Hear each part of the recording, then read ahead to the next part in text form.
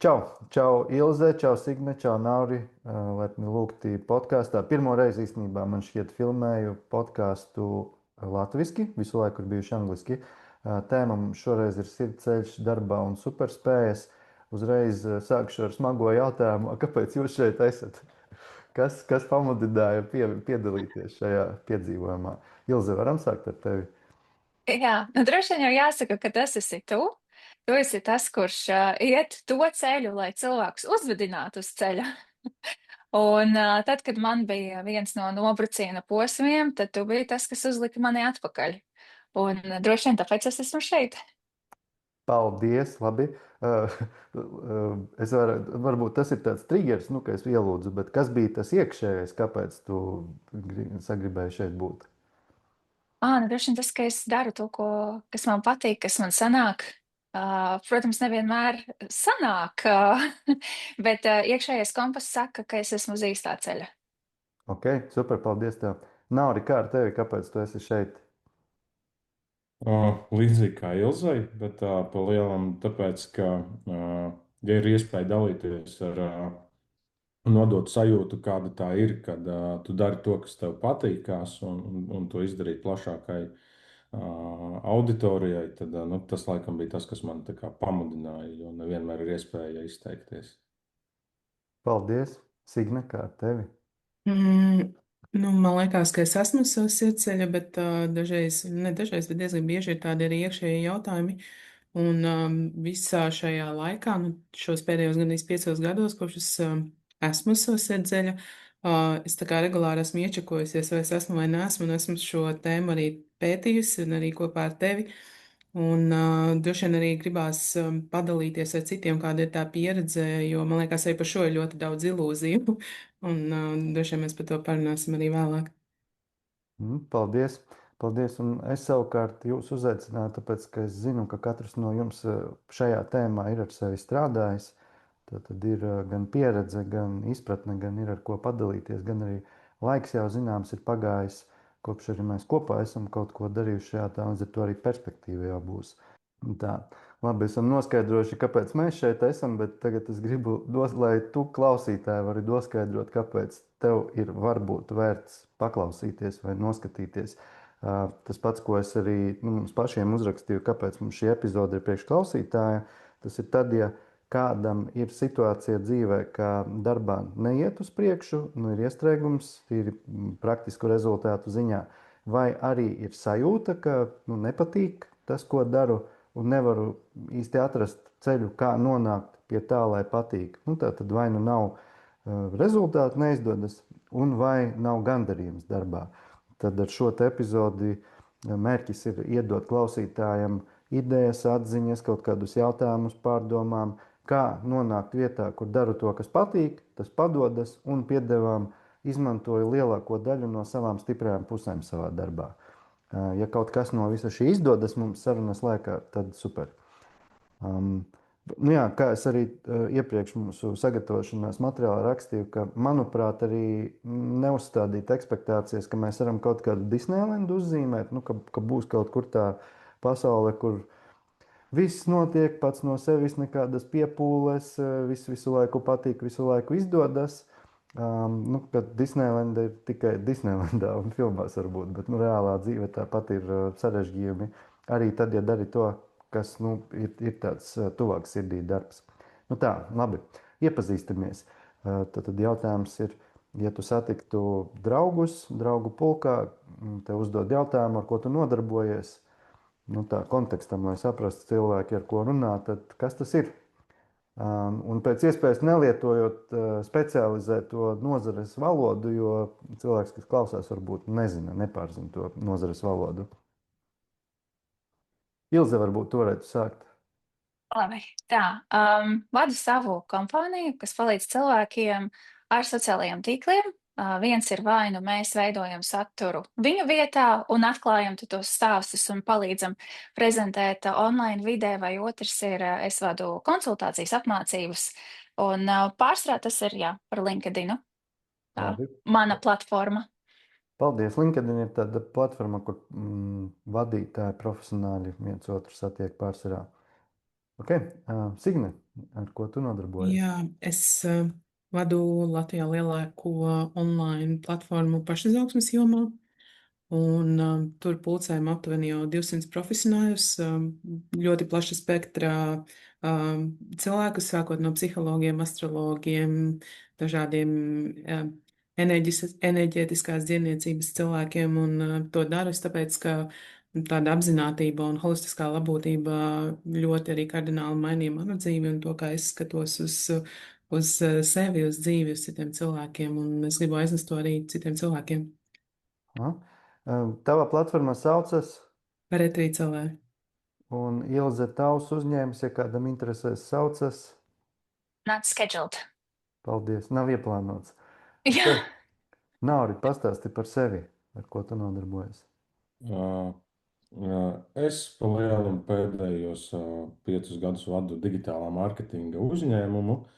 Un tādiem vienkāršiem vārdiem sakot, laikam es daru to, ka es savedu kādu, kurš grib kaut ko pārdot, ar cilvēku, kurš grib kaut ko nopirkt. Tātad es esmu tā kā vidutājs, kurš palīdz cilvēkiem atrast viņu meklētās preces internetā. Tātad mana platforma ir viss internets un vietas, kur cilvēki meklē pēc produktiem. Paldies! Okay, labi. Iepazinušies esam. Es gribētu sākt ar to tēmu plašo sirds ceļš darbā. Vispār vai tas ir tāds mentāls konstrukts, kurš dabā neeksistē, vai arī kaut kas tāds eksistē? Ja eksistē, kā saprast, esmu vai neesmu uz tā pareizās atbildes, tādas man subjektīvi nav. Es esmu atvērts arī, ka kāds pasaka, ka neeksistē, tāpēc, ka tas un tas. Brīvi mūsu šeit klātesošo pieredzē balstītas domas un viedokļi par šo jautājumu. Es nedošu vārdu turpmāk, runājam tik līdz kādam nāk kāda doma prātā. Es varbūt varu padalīties. Tad retrītos vadu gandrīz 5 gadus, un šobrīd man ir 40. Un pirms tam es darīju visu kaut ko. Es strādāju ar ārvalstu investoriem, un pēc tam es vadīju ģimenes biznesu restorānu jomā, vairākus restorānus. Un man vienmēr bija tā, ka es varu kaut ko darīt, un ar laiku man tas arī diezgan labi sanāca, bet tāda iekšējā motivācija īsti nebija. Bija kaut kādi aspekti, kas man patika no tā darba, bet tā, ka tas darbs mani aizrautu un es riktīgi tajā būtu iekšā, nebija. Un es īstenībā bieži apbrīnoju tos cilvēkus, jo teicu, es nezinu, es jau 8 gados zināju, ka es būšu ārsts. Man tā nebija. Bet tad, kad man atnāca sapnis par šo platformu, tad pirmo reizi es sastapos ar to, ka tā laikam tā ideja, aicinājums un arī kaut kāda iekšējās misijas sajūta bija, nezinu, bija tik liela, ka man to gribējās darīt, tāpēc, ka man likās, ka to vispār vajag darīt, ka tas būs labi cilvēkiem, ka tas būs labi vairāk nekā tikai man, bet plašākai sabiedrībai. Un man liekas, ka daļa no tāda sirdsceļa, no šīs tādas kaut kādas, kā pateikt, ka tas ir tavs sirdsceļš, man liekas, ir jābūt šai kaut kādai augstākai misijai par to, kā tikai es, vai es tur nopelnīšu, vai tur kas, es nezinu, bet tam ir jābūt lielākam par mani. Un tad tas izmotivē mani cauri arī ļoti grūtajām dienām, kad es šaubos un tā tālāk. Un tad tavs rezumē tad eksistē vai neeksistē tāda? Eksistē. Es domāju, ka eksistē, jā. Es neesmu droši, ka tas ir dzīvē kaut kas viens. Man liekas, ka nē. Bet tā vadlīnija, es domāju, ka eksistē, jā. Un pēc kā tu rezumētu, kā cilvēks var sevī sajust, esu vai neesmu uz tā? Man tas bija ļoti skaidri. Es pirmoreiz sapratu, ka es, neskatoties uz to, ka man šī jomā nav pieredzes, nezinu visādiem sarežģījumiem un tā laika dzīves arī apstākļiem, tas aicinājums bija tik liels, ka man bija tā kā, es mēģināšu, jebkurā gadījumā es sev nepiedošu, ja to nepamēģināšu. Tas jau izklausās ekscelenti un varbūt ne visiem tik tāds skaidrs atnāk. Kā tev tas atnāca? Tev tas nebija tā kā, kā tu pamodies un tev doma galvā, vai kā tas bija? Nauris minēja 5 gadus, man arī 5 gadi. Bija tāds diezgan liela robežšķirtne dzīvē, jo tas bija Covid laiks pirmkārt, bet man personīgi nepilna pusotra gada laikā agrā vecumā aizgāja abi vecāki, ar Covid nesaistīti. Un tajā pašā laikā paralēli man piedzima divi dēliņi viens aiz otra, un paralēli mēs vēl pazaudējām to biznesu dēļ Covid, ko mēs pirms tam bijām būvējuši gandrīz 5 gadus, kurš beidzot bija kļuvis profitabls tā, kad izskatījās, viss būs labi. Un, nu, tā kā tīri no, loģiskā sekvence bija tam, kad es nonācu ļoti zemā punktā un aizgāju sākumā terapijā un tālāk jau holistiskās praksēs. Sāku ar sevi strādāt, un tad pēc vienas breathwork elpošanas sesijas es reāli nosapņoju, ka ir tāda platforma datubāze, kur cilvēki ātri un ērti var atrast sev vajadzīgo palīdzību, bet tieši ar holistiskās labbūtības risinājumiem. Tātad nevis konvencionāli, tur zāles ārsts vēl kaut kas, bet, nezinu, ir izdegšana, un es to risinu. Tur, nezinu, varbūt nevis ejot projām uzreiz no darba vai dzerot antidepresantus, bet ar dažādām citām praksēm.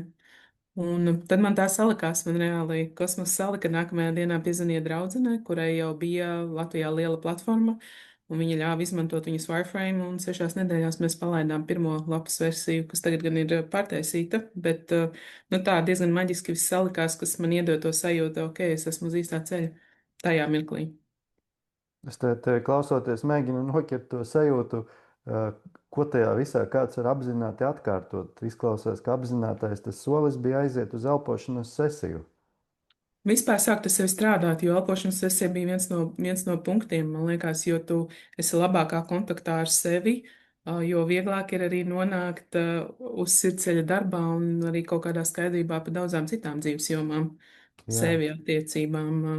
Un tā elpošana bija tāds viens no pieturpunktiem, bet kopumā strādāt ar sevi, pazīt sevi, man liekas, ir pats svarīgākais, lai tu nonāktu sirdsceļā, uz Var, sirdsceļa darbā. varbūt tu vari pateikt pāris teikumos, kas tā par elpošanu, jo es domāju, ka mēs ar tevi saprotam, kas tas ir, bet varbūt kāds nav dzirdējis, vai ir kāds, pie kā tu iesaki par to iet arī. Mēs šeit mierīgi varam minēt dažādus, kas mums patīk, pakalpojumu sniedzējus un produktus arī. Nu, toreiz es biju iestājusies mācīties transpersonālo psiholoģiju. Tas ir viens no psiholoģijas novirzieniem, kas strādā ar paplašinātiem arī apziņas stāvokļiem. Un skolas ietvaros, mācību ietvaros mums bija pasniedzēji no Rumānijas, kas pasniedza holotropu elpošanu. Un tas bija pēc holotropās sesijas, bet šobrīd dažādu elpas prakšu ir ļoti daudz. Arī mūsu retrīts mājaslapā ir dažādu elpošanas skolu pasniedzēji. Cilvēki var ieskatīties un paskatīties, bet elpas sesijas bieži cilvēki izmanto mirkļos, kad pirmkārt varbūt arī dzīvē iesprūdums, dažādu traumatisku situāciju risināšanā, vispār, lai pieredzētu paplašinātas apziņas stāvokļus, un tie iemesli var būt dažādi, un skolas ir dažādas, bet man reāli tā bija, jā, tā faktiski bija viena reize, kad man saslēdzās. Es pēc tam tā īsti pat uz elpas sesijām daudz neesmu gājusi. Fascinējoši. Jā, nu, paldies, Signe. Kā, kā jums, Nauri un Ilze, atgriežoties pie tā sākotnējā jautājuma, sirdsceļš darbā ir vai nav, mentāls konstrukts vai dabas realitāte? Tā grūti turpināt pēc Signes izvērstās atbildes, un man tā atbilde laikam ir tāda tā kā pietiekami vienkārša. Nu, tas mans sirds ceļš droši vien. Es teiktu tā kā nu, tas sirds ceļš viņš ir tur, kur tu jūties tā kā labi, kur tu dari to, ko tev patīk, bet tu tā kā nedzīvo visu laiku komforta zonā. Un man liekas, ka tie sirds ceļš ir tā kā, nu, tiekties pēc tā un darīt to, nu, kas tev patīkās. Tā tad apzināti sevi nemest iekšā lietās, kur tev nepatīk. Un tad tas laikam būs tāds pirmais solis uz to nu, sirds ceļu. Tā tad, un ja tu redzi, ka kaut kāda iespēja, es nezinu, tas var būt piedāvājums, tas var būt, nezinu, darba sludinājums vai vienalga kas nu, tā kā rezonē, tad, nu, tad noteikti ir iemesls, kāpēc tu viņu ieraudzīji, vai kāpēc tā kā, tu nokļuvi līdz tam visam, un tad viņš ir tā kā jāņem un jāmēģina darīt. Un es par šo prātoju par to savu sirds ceļu. Nu, es laikam teiktu, tā, es esmu baigais veiksminieks, jo es varētu laikam pateikt, ka man tā kā sirds ceļš darbā, un tas mans sirds ceļš ir, nu, kad es esmu bijis tas veiksminieks, kur sanāk šīs te lietas, tā kā, ne šīs te lietas, bet apvienot tātad darbu ar hobiju. Nu, tā kā to, kas riktīgi, nu, tā kā riktīgi patīk, ko tu vari darīt nevis tāpēc, ka tur jāiet ir uz darbiņu, bet tāpēc, ka tev, nu, tā kā, tas ir arī tavs hobijs, tas ir tas, ko tu darīsi pēc darbiņa, tas ir tas, ko tu tā kā domās, tas ir tas, kas tev patīk, tas ir tas, kur tu mēģināsi pastāstīt arī citiem, un tā tālāk, un tā tālāk. Un tā vairāk kā sajūta, ko man laikam ir grūti izstāstīt, bet, jo, nu, varbūt tas sirdsceļš darbā nav tik ļoti taustāms, bet es tik daudz reizes esmu mēģinājis to tā kā pastāstīt, un arī, laikam, vēl šobrīd to nemāku izdarīt, bet jā, tā kā tas sirdsceļš darbā, ja tas dažos vārdos ir pasakāms, ir tavs darbs, ir tavs hobijs. Vai Nu, tu esi laikam bijis tā. Nauri pretējā situācijā, lai tev varbūt ar ko salīdzināt? Nauri pretēji, es domāju, ka vai nu, ka tu dari un tev galīgi nepatīk, vai tu dari un, nu, galīgi nesanāk. Nu, ne jau tu runa par dienu, bet, nu, ka ilgtermiņā. Uh, jā, laikam es esmu bijis gan tādos darbos pagātnē, gan tādās pozīcijās, kur nu, īsti nesanāk. Un tad tas rada, nu, tā kā, jā, es tagad domāju, jā, bija uzņēmuma vēsturē tāds viens posms, kur es 3 gadus pildīju amatu, kurš man nepadevās, kurš man nesanāca, kur es paliku tā kā dusmīgs un man nekas nepatika, un cilvēki, arī, kas man bija apkārt ikdienā, nebija īsti laimīgi ar to, kā es komunicēju, un tā bija vadoša vakance. Un tad, skatoties tā kā atpakaļ, nu, tad, tas noteikti nebija tas mans sirdsceļš darbā, kur es būtu gatavs darīt tur, nu, vēl 10 gadus vai ne. Ok, paldies tev. Ilze, kā ar tevi?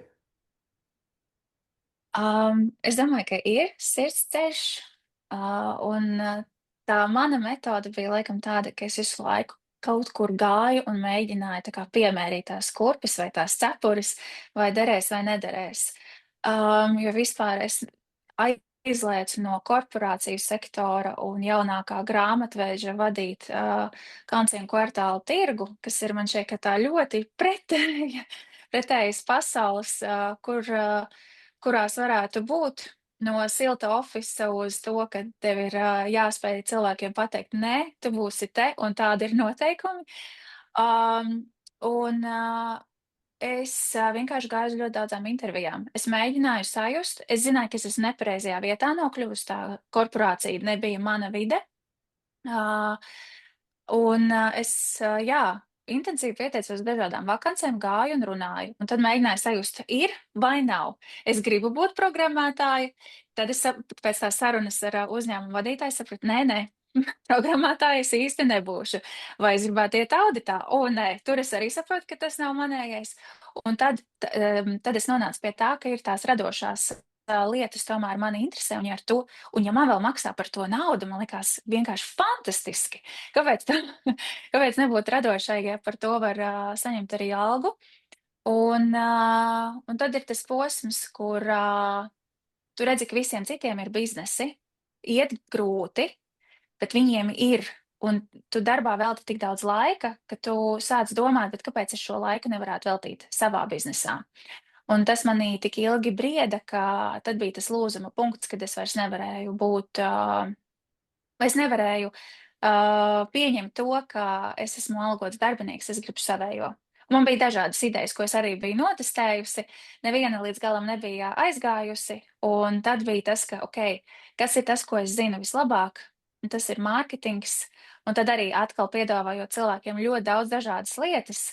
Mārketinga stratēģijas, taisīt mājaslapas, dizainēt kaut ko, un tu atkal izmēģini it kā viena tēma, bet tās dažādas disciplīnas, līdz tu nonāc tam, ok, sociālie tīkli ir tas, kas man, kur tu pavadi pat brīvo laiku, nevis tāpēc, ka tu visu laiku skaties smieklīgos video, bet es analizēju, es mēģinu saprast, kāpēc tas ir aizgājis, kāpēc tam tas ir gājis, kādi tur tie titri tur parādījušies, kā ir uzrakstīts teksts, kā strādā algoritms. Un tad tu saproti to, ka tā interese ir ļoti dabiska Un man nav jāpiespiežās, lai skatītos, kas notiek sociālajos tīklos, un pēc tam mēģinātu to izskaidrot citam cilvēkam, kāpēc tas ir strādājis.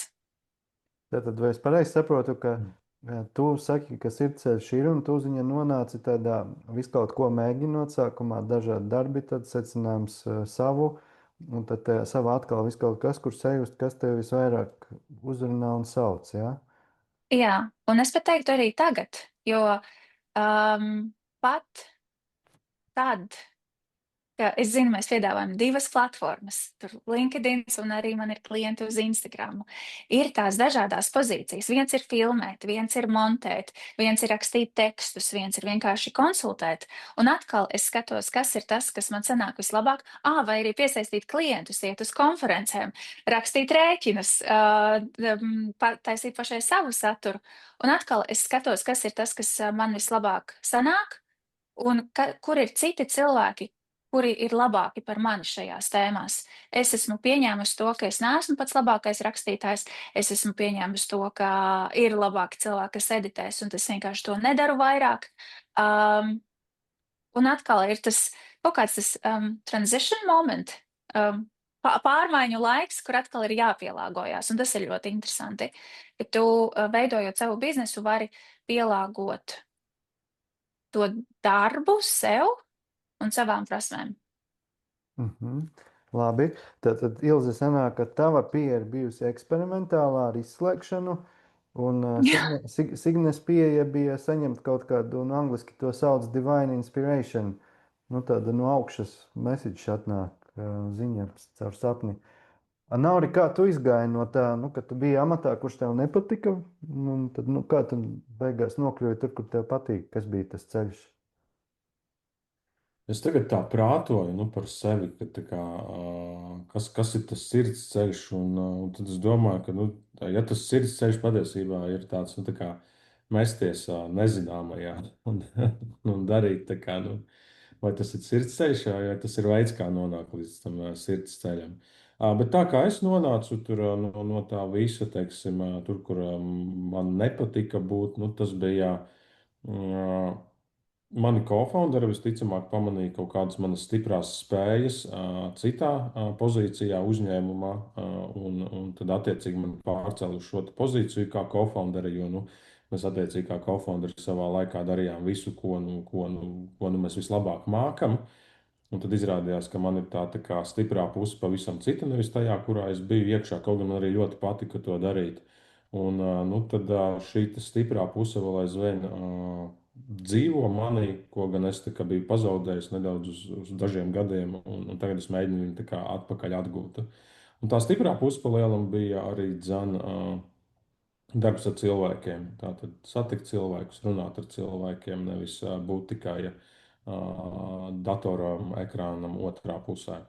Laikam kontekstam, ko vajadzēja pateikt, iespējams, sākumā, tajā brīdī, kad bija tie mani dusmīgie gadi, es biju izstrādātāja komandas vadītājs, un tā nākamā pozīcija, kur es nonācu, bija biznesa attīstības vadītājs, kur jau es jutos ļoti labi. Arī darot kaut kādus paralēli tehniskos darbus, bet ne jau kā vadītājs, bet kā vienkārši uzņēmuma līdziepašnieks un tā tālāk. Aha, tad te jau sanāk trīs tēmas izkristalizējas. Tev nav arī stiprās puses, balstīts uz stiprām pusēm, Ilzē balstīts uz to, kas patīk, arī, protams, stiprās puses, bet to, kas patīk un sauc, un Signē dievišķā iedvesma.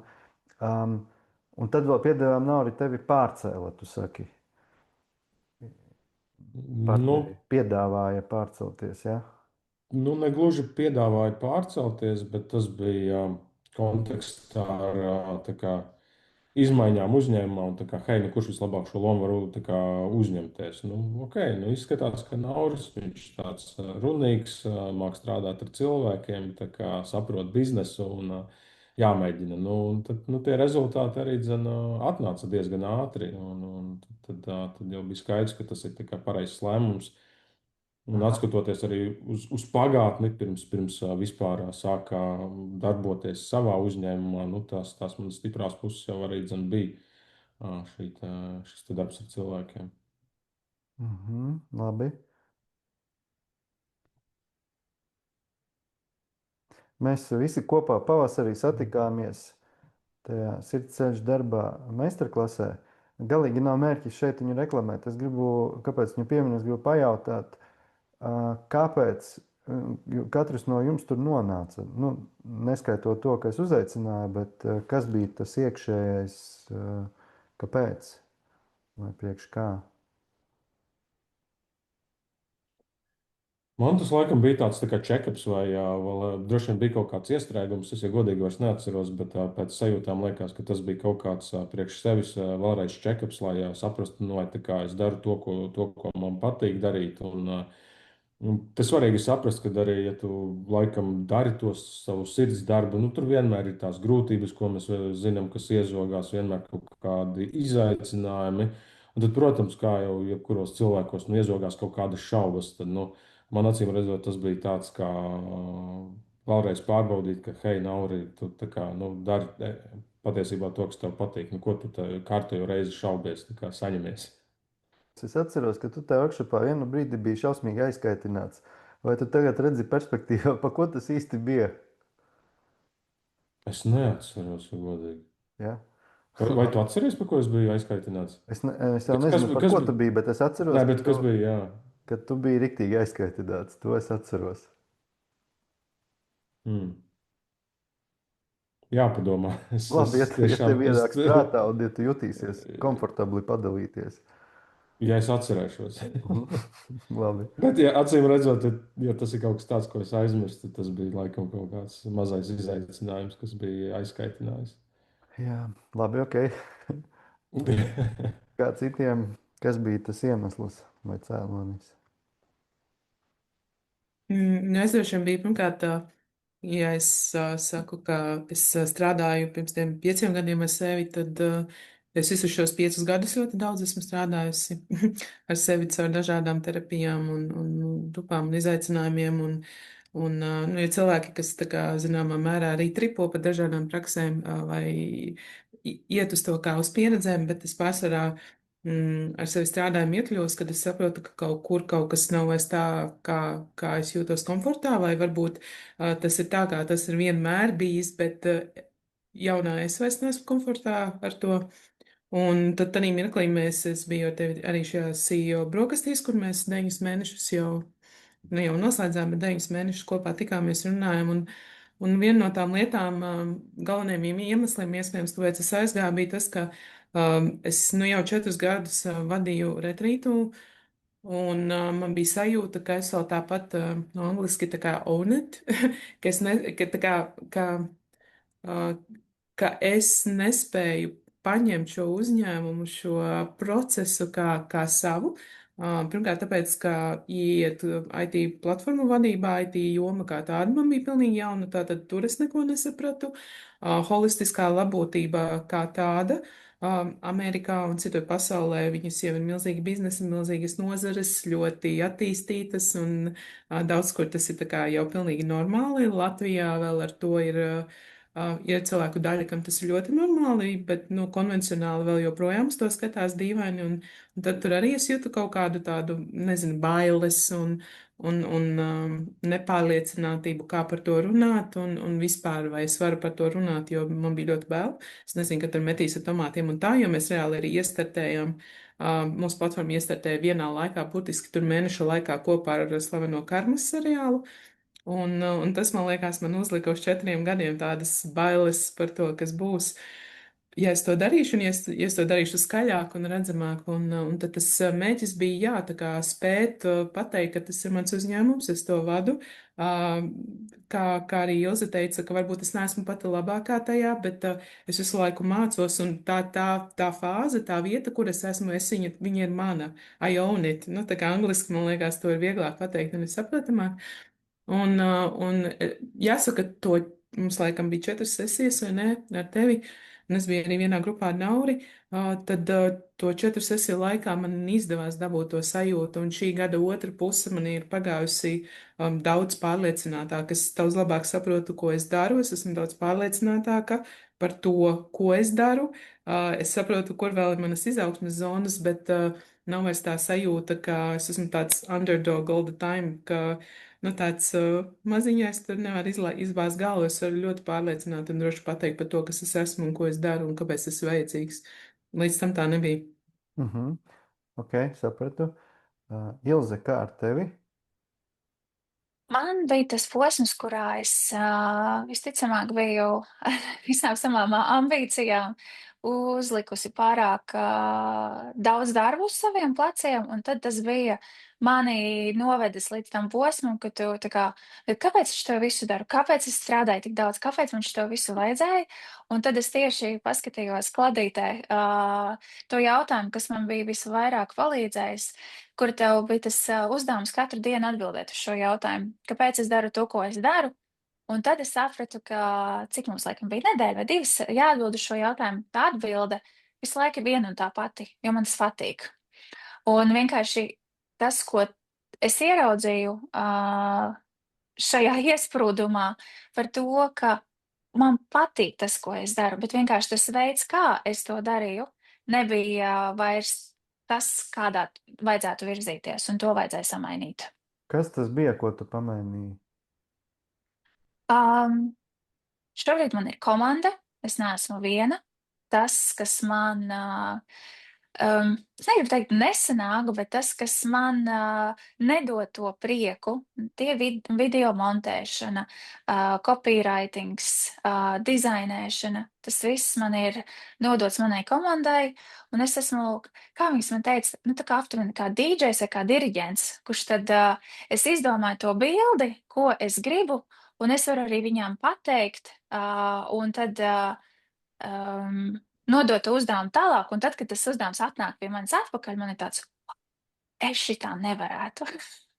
Klausies, bet tas, ko tu saki, man ir bijušas ar diviem nesaistītiem cilvēkiem, uzņēmējiem sesijas individuālās, un tur abos gadījumos bija tāds, ka es esmu riktīgi pārgrūzīts, nu tā kā es netieku galā, es saprotu, ka man vajadzētu algot vēl klāt cilvēkus, bet nauda neatļauj to izdarīt. Ilze, tavs ieteikums? Nu, tad ir nepareizs pricing, es nezinu, kā cenu, izmaksas ne, bet aprēķināts pakalpojumu cena.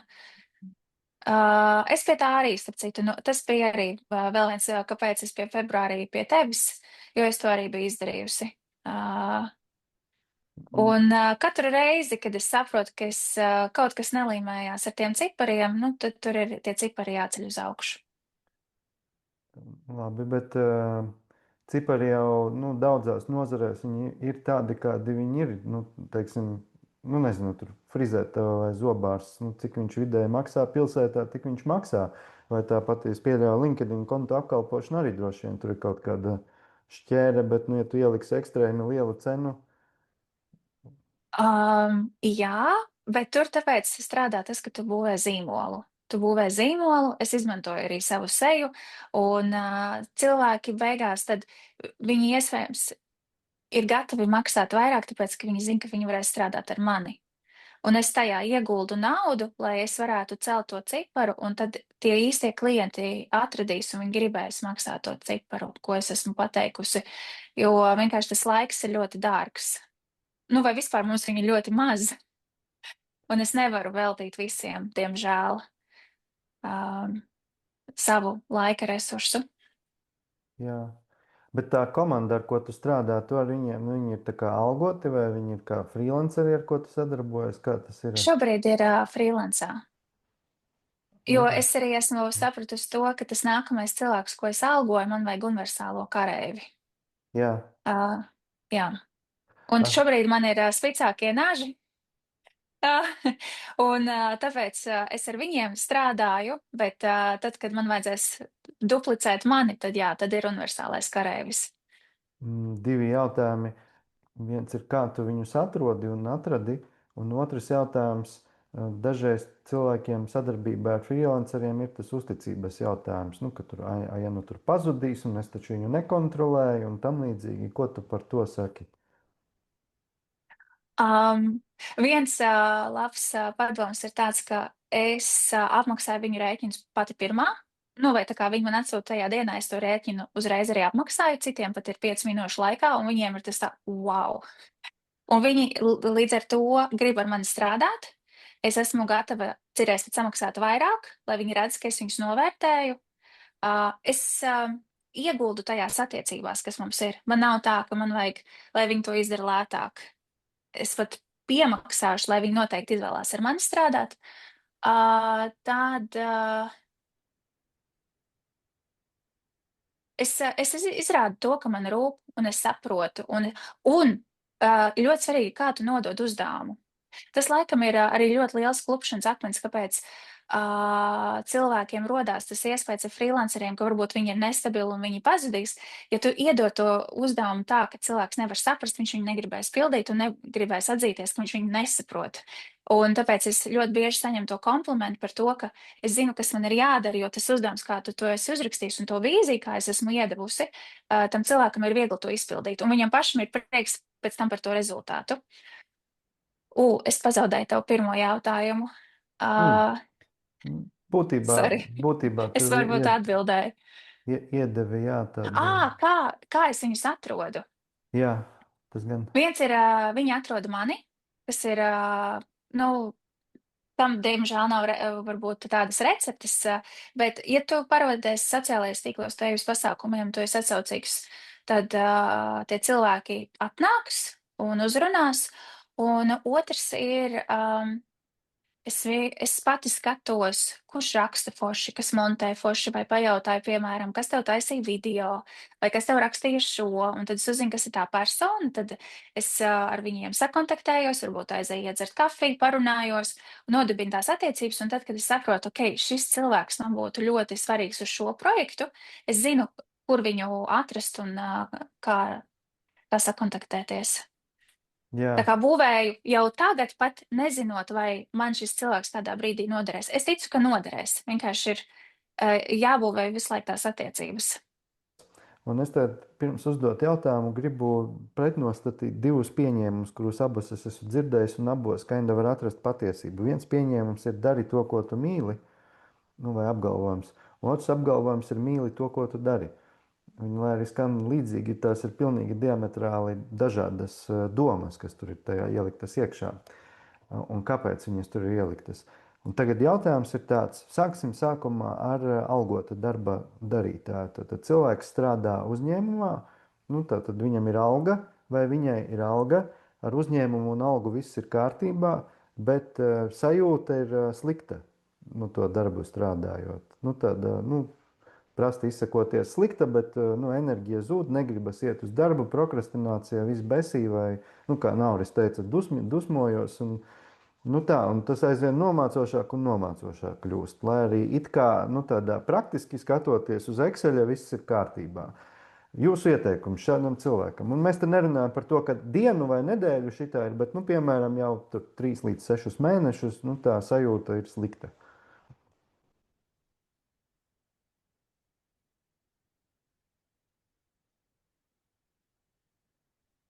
Droši vien viens būtu apskatīties, kad bija pēdējā reize, kad ir braukts atvaļinājumā. Tas tireiz palīdz, tā atpūta vismaz 2 nedēļas. Un tad skatīties, vai nākot atpakaļ ir tieši tā pati sajūta. Ja ir tā pati sajūta, tad kaut kas ir jāmaina. Tad, ja pēc atvaļinājuma atpūties un vienalga ir slikti, jā, ok. Un tad es droši vien dotu to padomu, ko es darīju, iet uz pārunām, uz dažādām citām darba vietām. Vai arī tad jāsaprot, vai tajā darba pienākumi ir tie, kas patīk. Jo man arī bija laba alga, kā viss uz papīra ir skaisti, bet es nespēju katru dienu darīt vienu un to pašu. Un cik ilgi tu biji bijusi tajā darbā? Vienā vietā bija 1,5 gads. Ok, tad pat ne tik ilgi. Bet es pēc 3 mēnešiem jau gāju uz vakancēm. Okay. Okay, es teiktu, ka tas bija ilgi priekš manis. Nauri, back to you. Droši vien, atsaucoties uz to situāciju, ko tu noraksturoji, tad droši vien ir tas gadījums, kad cilvēks mēģina mīlēt to, ko viņš dara, nevis dara to, ko viņš mīl.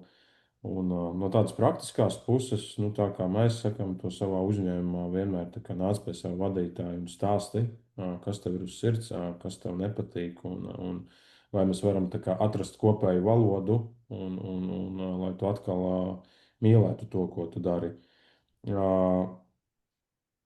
Kaut gan, jāsaka, ja tā sajūta ir iezagusies, tad vai viņu tur var izdzīt ar kaut ko vēl ārā, grūti teikt, kādi ir tie motivatori cilvēkam. Bet pirmais droši vien ir atklāta saruna. Es zinu, ka ne visur iespējams tas ir iespējams, bet ja cilvēkam ir tāda iespēja izrunāt to, kas ir sasāpējis, tad tas obligāti ir jādara. Tad iet izrunāt ar tiešo vadītāju. Ja tiešais vadītājs ir apzināts cilvēks, tad meklēs risinājumu. Pretējā gadījumā vienkārši mēģinās pārliecināt, nokušināt to situāciju. No savas klienta pieredzes zinu, ka tā pārliecināšana un nokusināšana viņa nedarbojas. Viņa tikai īstermiņā darbojas. Nu, tā kā pierunāt to cilvēku, pieliec pie algas, tur kaut kādu bonusu iedod, tur pēc pusgada būs tieši tā pati situācija vēl vairāk sāsināsies. Tā, labi. Manā pieredzē droši vien, ka es arī, man tāda ļoti skaidra pieredze, man liekas, ar to bija, kad es biju investīciju projektu vadītāja Lijā.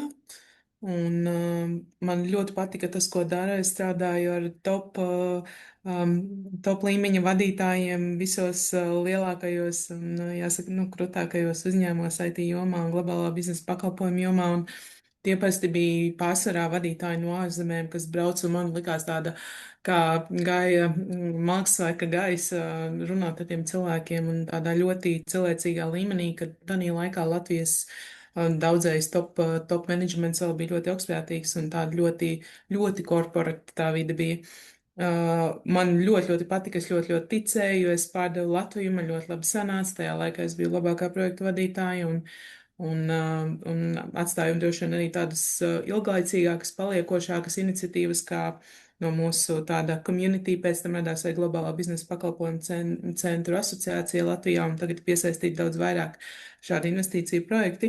Bet tas, kas man galīgi nepatika, bija vide, jo tad mums bija ļoti daudz kaut kāda politiskās intereses un kaut kādi, tādi mehānismi, kas biznesā īstenībā pēc būtības nestrādāt, viņi strādā tikai valsts iestādēs. Tā visa korporatīvā vide, kas bija mums iekšā, bija tā kā ir ok, ka tu strādā 12-14 stundas mēnešiem ilgi, arī sestdienās, ja vajag, un uzliek tev vēl vairāk darbus, jo tu vari padarīt, jo tie pārējie, kas aiziet 5, es uzlikšu tev vēl vairāk, un atalgojums par to nebija. Un man liekas, tā viena lieta, ko viens cilvēks nevar salauzt, ir vide. Tā kā, ja kopējā vide, organizācijas vide, uzņēmuma vide nesakrīt ar manām vērtībām, tad tur, man liekas, var visu kaut ko darīt, var piemaksāt, var nomainīt nodaļu, nezinu, vēl kaut ko aizcelt uz citu kabinetu, bet, ilgtermiņā tas nestrādā. Bet es zinu arī gadījumus, kad cilvēks varbūt ir bijis konkrētā nodaļā, un tur viņam nav sagājis ar vadītāju vai kaut ko, un tad lielākās organizācijās var aizcelt uz citu darbu, uz citu nodaļu, un tur arī viss forši. Bet tas droši vien ir tāds case by case. Bet ilgtermiņā visi gadījumi, kurus man arī tuvā lokā dzirdējusi, ja man tur nepatīk un mani pārliecina, tieši tā kā tu teici, ka tur palikt vēl vairāk, es tev iedošu interesantāku projektu, iedošu lielāku algu, tas ir tāds īstermiņa risinājums. Un tad ir tā, kā Ilze saka, tad, ja tā ir, tad jau labāk uzreiz laicīgi sāk skatīties jaunas darba sludinājumus, nevis tā kā nonāk līdz izdegšanas robežai un tad izvēlēties to, kas ir. Man Signas teiktais raisīja tā kā domas, un tas arī dzen no tā kā savas pieredzes. Bija posms, kad mēs būvējām uzņēmumu, un mēs no tādas startupīgas vides pārtapām par tādu riktīgu korporētu vidi, kur bija menedžeriem, tur nosacīti menedžeri, un nekādas tādas tiešās komunikācijas. Un tas bija arī tas posms, kur es biju dusmīgs, un kur es priekš sevis tikai sapratu, ok, es nekad nestrādāšu korporātu vidē. Jā, korporatīvie elementi, tur ir ļoti daudz ko paņemt priekš startupīgās vides, bet atrasties tajā korporātajā mašinērijā, es absolūti negribu. Un tad, atsaucoties uz to sākotnējo jautājumu, ko Farhads uzdeva, tad, iespējams, tā praktiskā lieta, ko darīt, tā kā uzdot tādu vienkāršu jautājumu, man tā kā es gribu būt korporāta vidē vai es gribu būt startupīgā vidē.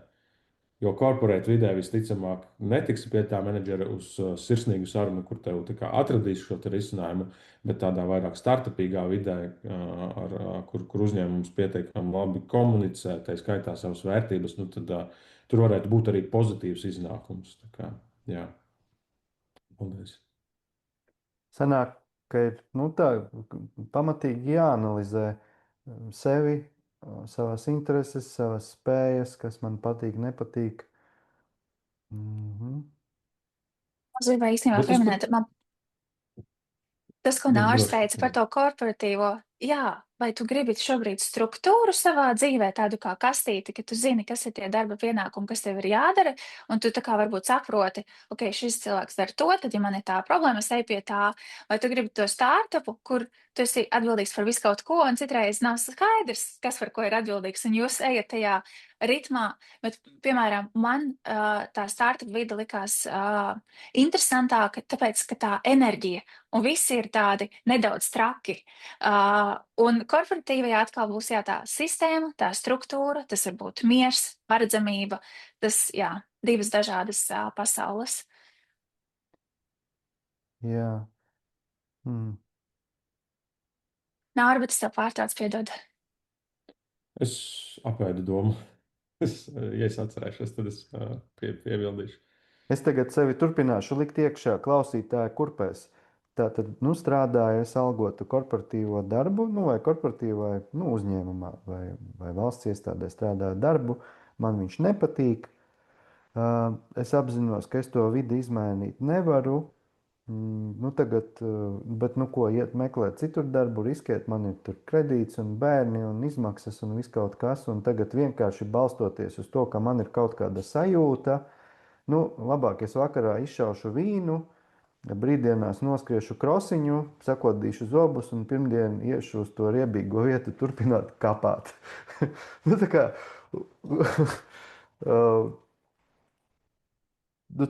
tā es domāju, ka nemazums cilvēkiem ir, bet tā sajūta viņa nemazinās. Un, tā kā, ko darīt?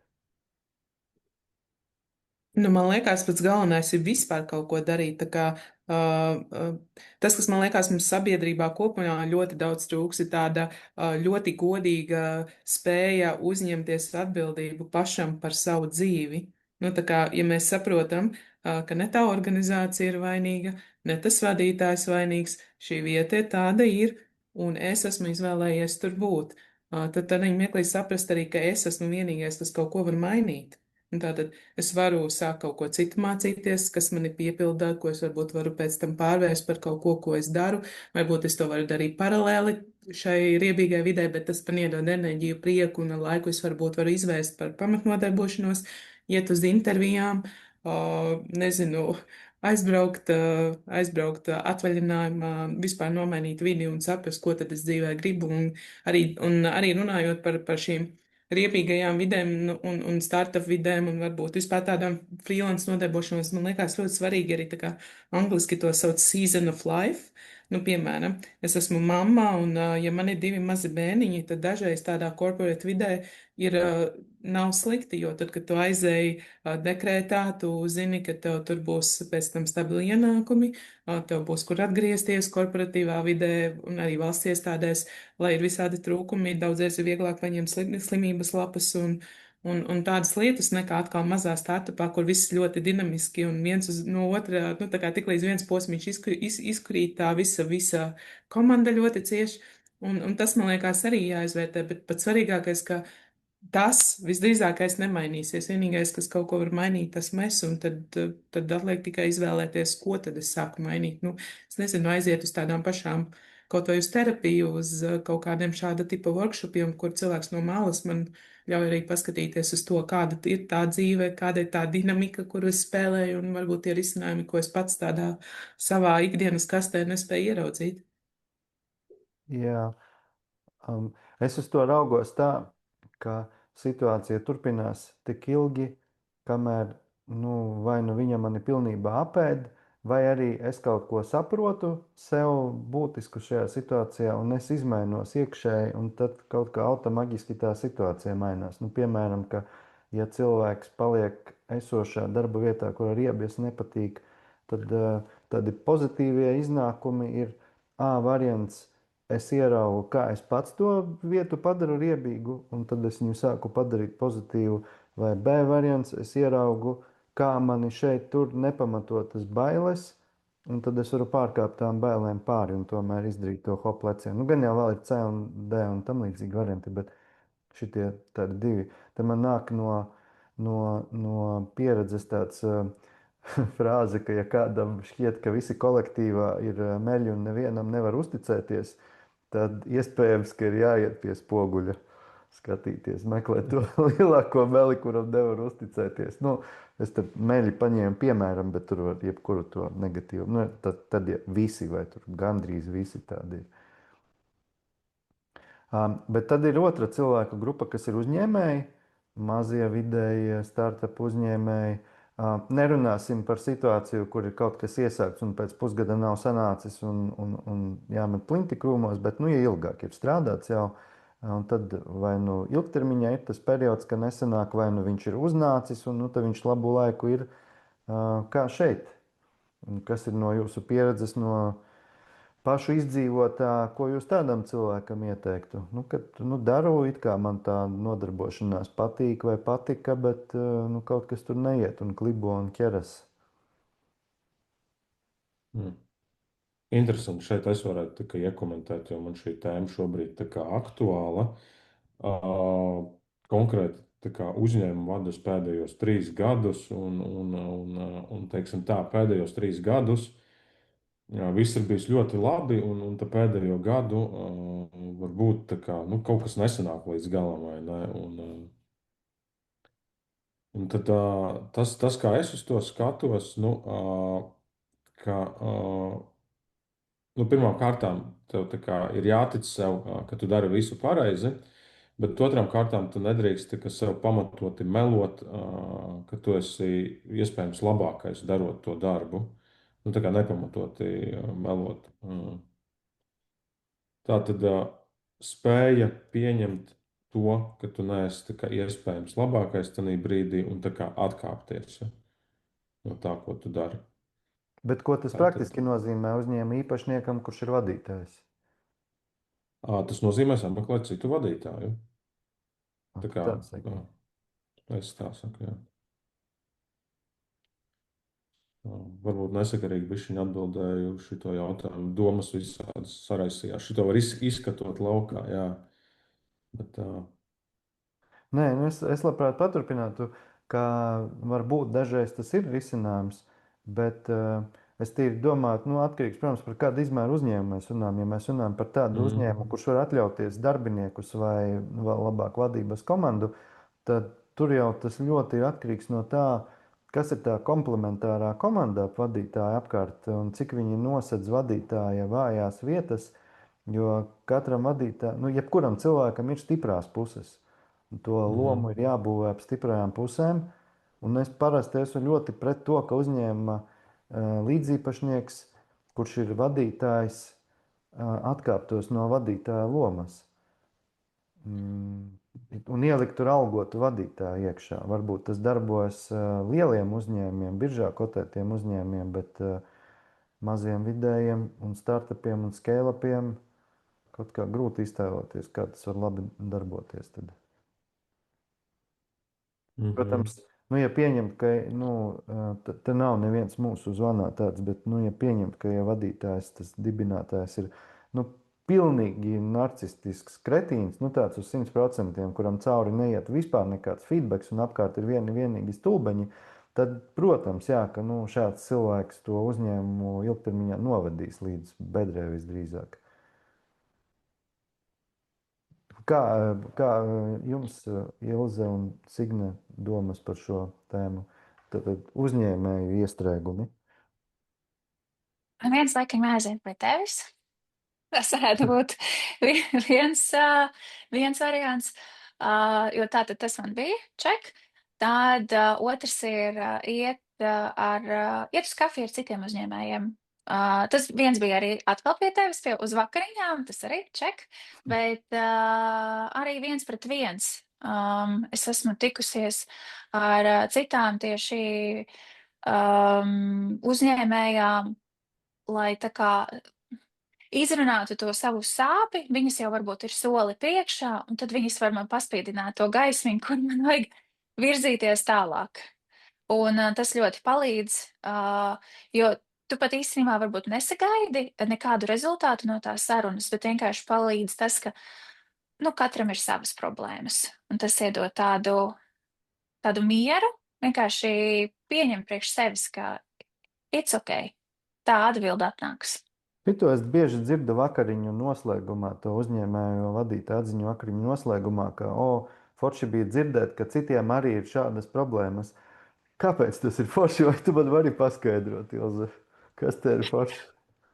Man šķiet, ka tāpēc, ka mēs ikdienā domājam, ka mēs vieni paši esam šitādi, kam problēmas vai nesaprotam risinājumu, vai pārdzīvojam, vai kļūdamies, un tad tu nonāc tajā vidē, kur ir arī tādi kā tu, kur nav tas, varbūt, ka tas, ka mēs esam tādā mums tā laiva ir viena un tā pati. Kaut kādā ziņā, ka varbūt cilvēkam, kurš nevada uzņēmumu, viņš nevar iejusties mūsu ādā. Viņiem atkal būtu tas, ka uzreiz kaut ko ieteikt, tev vajadzēja darīt šitā, un ideja tāda, bet uzņēmēju vakariņās ir, ka tu vienkārši esi ar saviem līdzcilvēkiem, kas saprot tevi. Ka nevienmēr ir jāskrien un varbūt jārisina, bet vienkārši jāuzklausa. Jā. Ok, paldies tev. Signe, kā tu domā par uzņēmēju iestrādājumu? Ja es zinātu, es šādu jautājumu uz atbildi būtu ļoti labi, jo man liekas, jā, retreitam tagad tulim būs 5. gads un tāds financial success īsti vēl nav bijis, bet tajā pašā laikā es sāku varbūt ne no vietas, no kuras cilvēki apzināti dibina uzņēmumu, un es paralēli retrīta audzināšanai audzināju arī 2 mazus bērnus. Un man viņi negāja dārziņā, vēl joprojām neiet dārziņā, un man viesi ļoti daudz projām, un tad mācīšanās vispār par šo biznesu, par šo jomu. Turklāt Latvijā šāds biznesa modelis šī jomā bija pirmo reizi, līdz ar to mums arī bija jāmāca tirgus, jāpieredina tirgus, jārunā par to. Tas viss gāja ļoti lēnām, un tā man liekas, pa īstam šim biznesam es pieķēros šogad, jo šogad janvārī, 2. janvārī mēs palaidām platformu pilnīgi jaunā versijā, un šī gada laikā esmu aktīvi mācījusies par mārketingu, pārdošanu, automatizāciju, SEO optimizāciju, lai gan tas jau mums bija diezgan labi, bet vēl joprojām, un tas mans... Pirmkārt, es vispār esmu cīnītāja, ja es kaut kam ticu. Es tā kā diezgan, pitbullterjers var iekosties uz zobiem un tā kā nelaidīšu vaļā, kamēr man ir interesanti. Bet tas, kas man palīdz tā kā virzīties jautājums, vai ir attīstība vai nav. Tā kā, ja tā līkne iet uz leju, es teiktu, nē, tā kā kaut kādā mirklī tu saproti, kā, cik ilgi viņi var iet uz leju, varbūt, es nezinu, pusgadu, bet, ja gadu vai vairāk, tad droši vien kaut kas daudz vairāk jāmaina, bet viņa iet uz augšu, un tas, ko esmu darījusi, es arī ļoti daudz man palīdzēju šogad tieši iet arī ar tevi un pārējiem 2 džekiem katru otrdienu tikties uz brokastīm, runāt par problēmām, risinājumiem, un cilvēki, kā jau Ilze teica, tieši arī, tā kā forši parunāt ar draugiem un ģimenes locekļiem, viņi centīsies atbalstīt un iedot, nezinu, tad 10 idejas, ko vēl vajag izdarīt, lai tas sanāktu, bet tieši būt tādā vidē, kas tevi saprot un kas ļauj arī normalizēt to, ka kaut kādos mirkļos tev nesanāk, jo visiem reāli ir stragls, neatkarīgi no tā, ko mēs rakstam LinkedInā un visur citur, bet normalizēt to sajūtu un to procesu, kam mēs ejam cauri, un citreiz cilvēki iedod vispār tādus risinājumus vai to vienu maģisko kontaktu, kas tev bija vajadzīgs, kuru tu vispār savādāk nekādā veidā neatrastu. Un man šis gads arī bija tīri tās sociāli bija, viņš tā kā es atkal izlīdu no alas, jo pirms tiem 5 gadiem, kad es sāku retrītu, reāli sabruka nosacīti visas manas identitātes. Es Es vienmēr biju bijusi vēl tā kā vecākiem meita, vecāki nebija, es pēkšņi kļuvu par mammu. Es biju biznesa vadītāja jomā, kurā es beidzot sapratu, man sanāca. Es aizēju pilnīgi jaunā jomā un man vajadzēja laiku, laikam, vispār, lai stiprinātu to ticību arī šī jomā sev. Un šogad tas ir pirmais gads, kad man sajūt, ka es esmu resursā iet un tikties ar citiem, un šodien es arī eju uz tavām vakariņām. Paldies. Es tagad iedomājos, mēs varētu turpinot šo te domu līniju, bet viņa gan uzņēmē darbībā, gan algotā strādājušiem var palīdzēt. Izejam cauri tādam domu eksperimentam. Iztēlāmies, ka mēs esam ārpus visuma, un tad ārpus materiālā visumā mēs četri sēžam un vērojam materiālo radīto visumu. Tad iezūmojam, tur ir piena galaktika, Saules sistēmā zemeslode, uz zemeslodes dzīvo cilvēki. Un šie cilvēki ir kombinācija no miesas un dvēseles, ķermenis un dvēseli iekšā. Viss tas, kas nav ķermenis, nosauksim to par dvēseli. Neanalizēsim, vai tā dvēsele pēc nāves tur kaut kā ir vai nav. Tas nav šobrīd diskusijas jautājums, bet viņa tur ir. Un tagad izvirzīsim vēl vienu pieņēmumu, nemēģināsim viņu pamatot, kā dvēselē vajadzētu attīstīties dzīves laikā. Tātad, ka viņa attīstās visu laiku gan tādos hard skill ziņā, ka tur nemācēja matemātiku tagad protu, bet arī tādu, ko arī sauc par dvēseliskajām kvalitātēm. Piemēram, cieņa, mīlestība, draudzība, ticība un tam līdzīgi.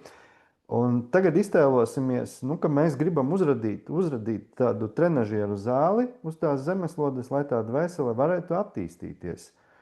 Ja? Un tagad ātri iezūmojam, ir X cilvēks Jānis. Es izvēlos Jāni, tāpēc, ka Jāņu ir ļoti daudz. Neviens nevarēs pateikt, ka mēs tieši par viņu tagad runājam. Un Jānim ir tāda situācija, viņam ir kaut kur bišķi zem 40, viņam ir uzņēmums, kurš viduvēji straglo, viņam ir sieva un 2 bērni, un viņš viduvēji iedzer. Lai tiktu galā ar to riebīgo dzīvi. Un tad iedzerot, viņa vairs nav tik riebīga vairāk. Bet tas biznesa viduvēji straglo. Bet mēs uz visu šito skatāmies no tā atzūmotā. Un mēs tagad, kāpēc viņš dzer, kā mums viņam palīdzēt tur nedzert, un kā mums viņam palīdzēt attīstīties iekšēji, un ko viņš tur īsti attīst vispār iekšēji. Jebkas, kas jums šobrīd nāk šo te dīvaino eksperimentu klausoties, paturpiniet lūdzu. Pavisam tā kā man uzreiz ir, kas bija noteikti arī mana pieredze, ko es ļoti daudziem esmu redzējusi, kad šie breakthrough, lai Jānis vispār saprastu, ka viņam ir dvēsele un ka viņam ir arī kaut kāds potenciāls šajā dzīvē kaut ko mainīt, tas pārsvarā notiek tad, kad mēs esam reāli dzīvē iespiesti stūrī. Tad, kad notiek kaut kāds ļoti transformatīvs moments dzīvē, tad vērtības, un tad bieži arī, dzīve mums parāda kaut ko maigākā formā, mēs nesaprotam, parāda vēl, līdz tai pakāpei, kamēr mēs saprotam. Ir Jāņi, kas tāpat nesaprot, nodzīvo līdz dzīves galam šādā veidā. Bet bieži vien tas nāk ar pārbaudījumiem, ar kaut kādām krīzēm.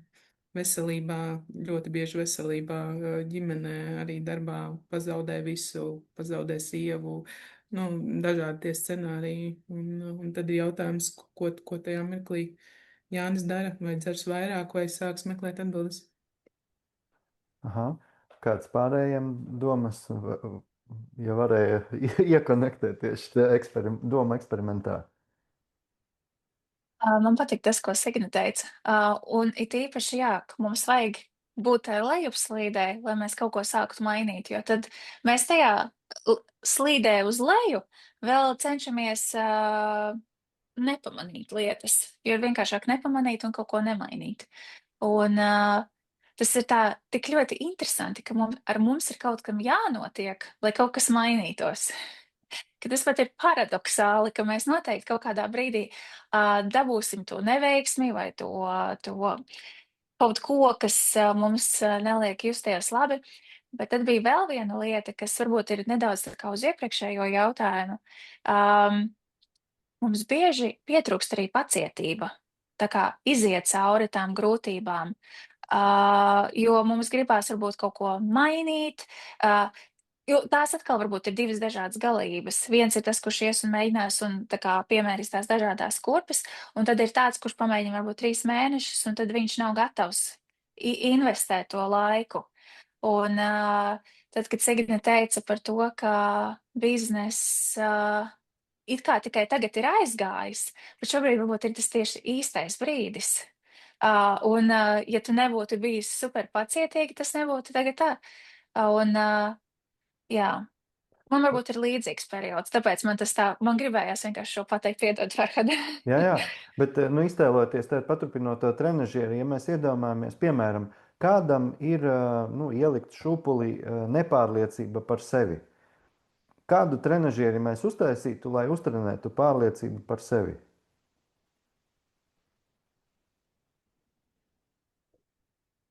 Mēs tur no malas raugam. Jā? To, ko jau kādu trenažieri, tādu, kas sit pa dibenu pēc iespējas ātrāk.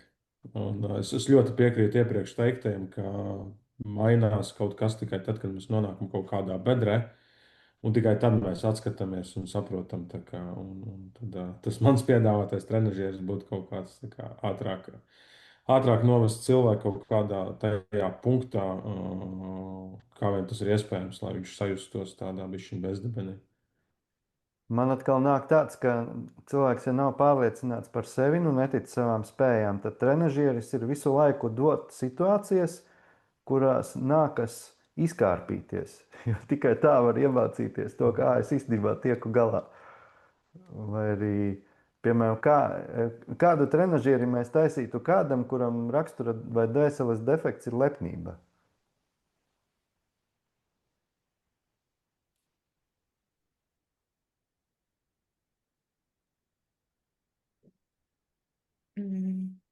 Nezinu, kaut kāda situācija droši vien, kur nākās būt pazemīgam, vai tu, nezinu, tu nesi labākais, tu nonāc vidēs, kurās tu jūties,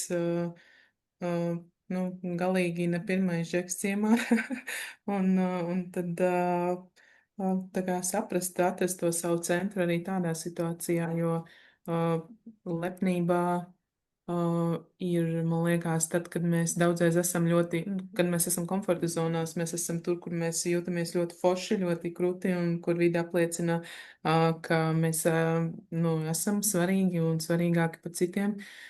Bet, ja tu nonāc situācijās, kurās tu saproti, ka tu galīgi nejūties komfortabli, vai varbūt jūties ļoti nekomfortabli, tad, ir daudz grūtāk būt lepnam. Jā, es tagad tā domāju, tas ir būtībā nedaudz tas, kā labs mentors strādā, jo skatoties uz situāciju, kurā ir klients, viņu vajag tieši šādi apskatīt no tā ļoti atzūmotās perspektīvas un pasīties, kas tur par trenažieri ir uzzīmēts šobrīd tajā situācijā. Jo pirmajā tādā iekšā esot šķiet, ka šobrīd situācija ir piemēram par labākā mārketinga prasmēm. Bet atzūmojoties, iespējams, situācija ir tāda, kas visu laiku atkal un atkal pazemo. Tad, ja tu redzi to, ka cilvēks to izjūt kā pazemojums, tad viņam šobrīd māca cieņu un pazemību. Un tad ar klientu tu strādā tieši par cieņu un pazemību, nevis par labākā mārketinga prasmēm. Jo tas ir tas, par ko tas trenažieris šobrīd ir. Lai izietu no tā iestrēguma darbā, ir jāsaprot, kas ir trenažieris, kurā es šobrīd esmu ielikts iekšā. Tā kā viens no leņķiem, kā uz to situāciju paskatīties. Un vēl par šo es gribu piekomentēt, tas nav tāds mans subjektīvs, par to ļoti daudz pētījumu, bet kopumā džeki vīrieši ir daudz pārliecinātāki par sevi, pat ja tam nav objektīva seguma, un sievietes ir daudz nepārliecinātākas un angliski undervalue themselves, un tā arī tāda nianse, ko, man liekas, arī biznesā un tādā aktīvā vidē var ļoti labi novērot, ka tā pārliecība jums kaut kā nāk daudz vieglāk un dabiskāk nekā mums.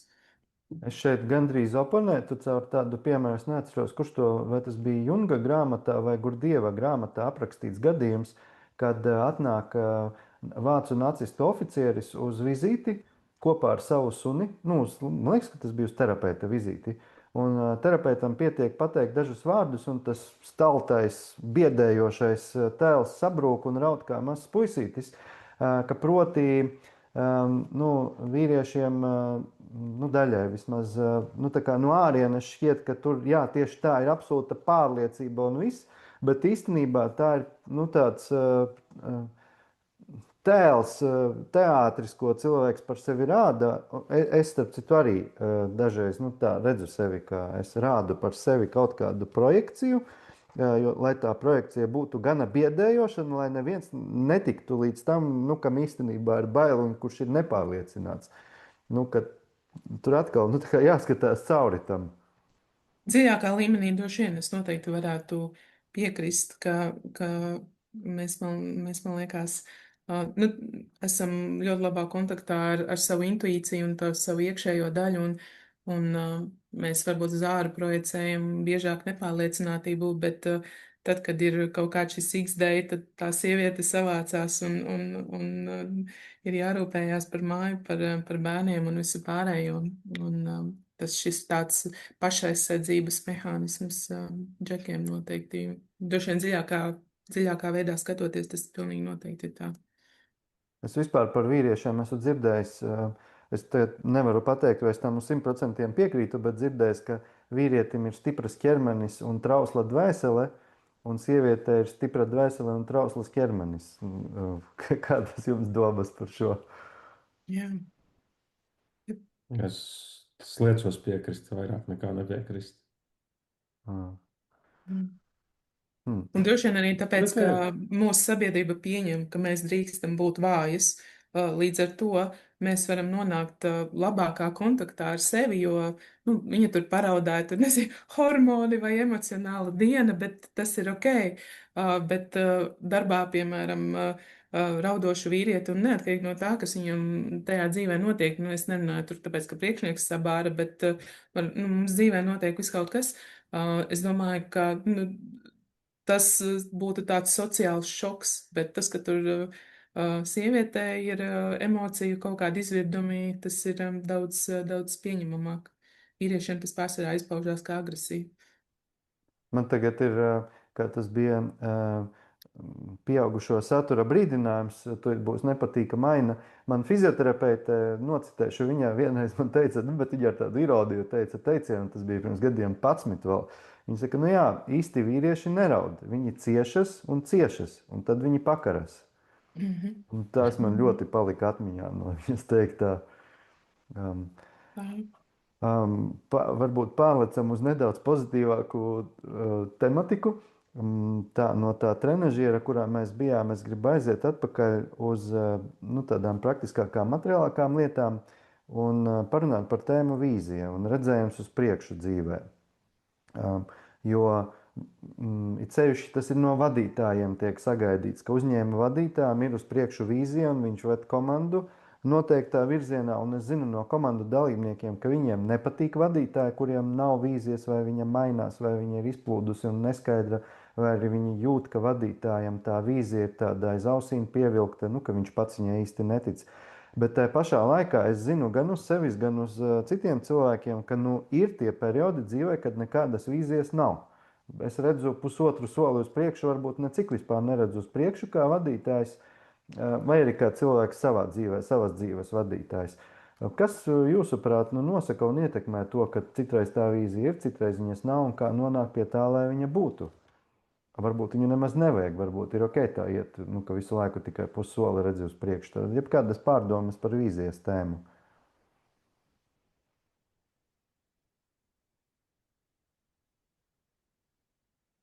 Es varbūt varu sākt, ka vīzija ir tas, kas mani vispār motivē un virza mani personīgi, un tad aiz manis nāk uzņēmums, un man arī ir tā kā Ilzē, mani freelance komanda, bet, nu, tiesa jau patstāvīga esošā komanda ir vairāk kā 2 gadus.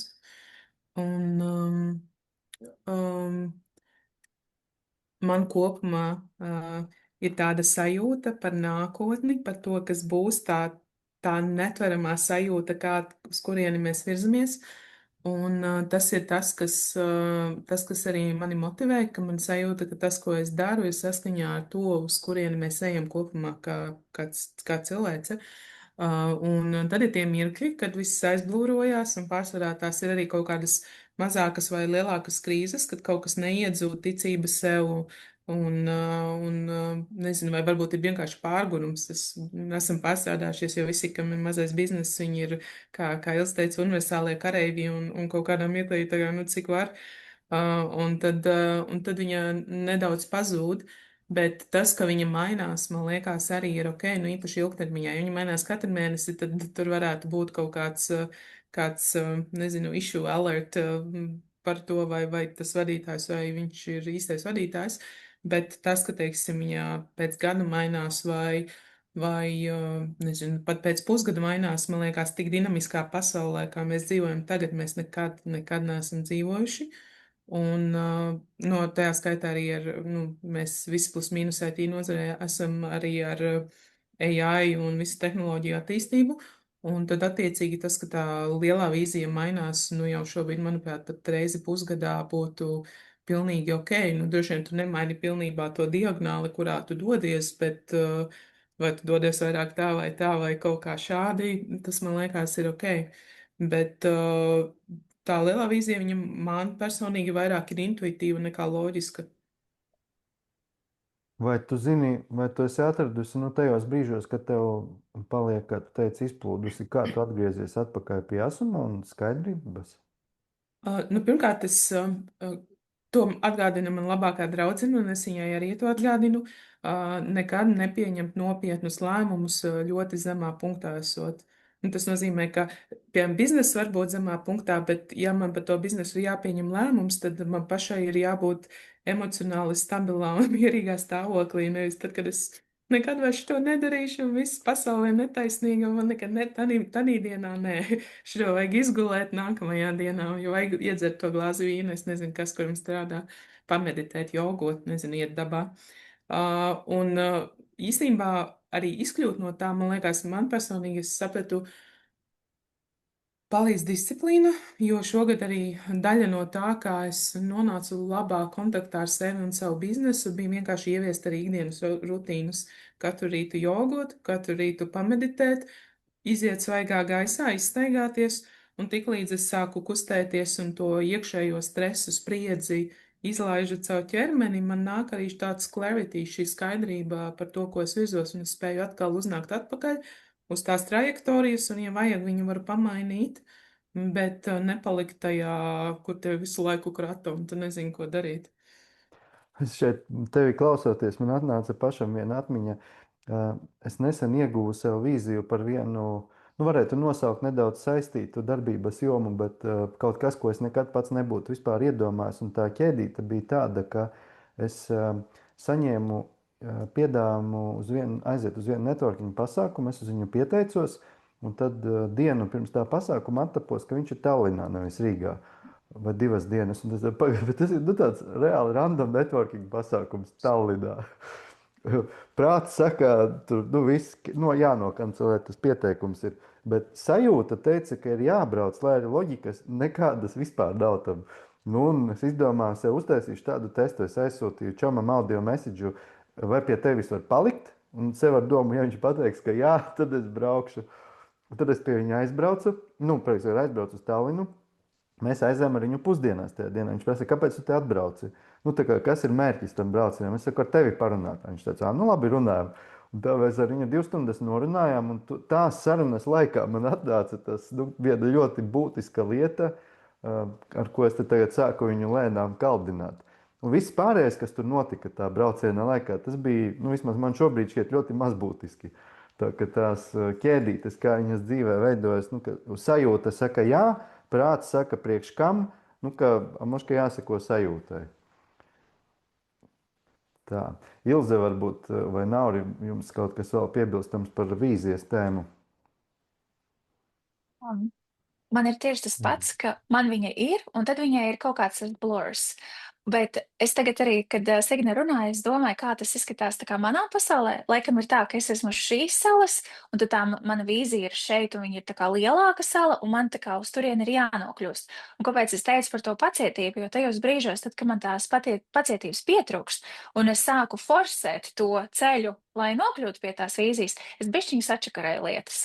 Parasti tā ir mana veselība.